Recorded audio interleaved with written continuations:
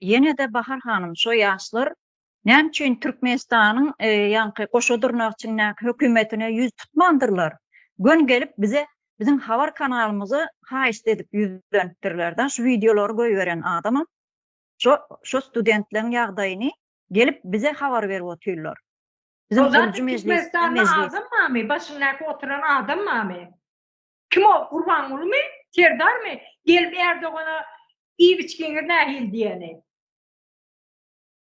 O bir kar iyisiz bir komşun olur, köçağına bir yeri olur, gidersin. İyi biçkenge nahil bir zatlar iyi biçkenge ben uğradayım çağalardan diğer getirip verirdim. O şunu yalamak geplaptı ora. Onlar yanına geldi. Yüzünü elini çalarak uzattı Erdoğan. Yüzüne de seyrederek beydip yüzünü beyle yıkırıp geç gitti.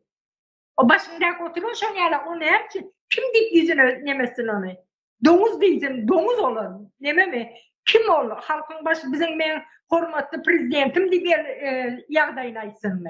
Neme deyip aytsın onu? Hemmesine de yağdayı aydarı yazat yok. Başınızda Türkmenistan'ın başını neme domuz ferme olup duruyor.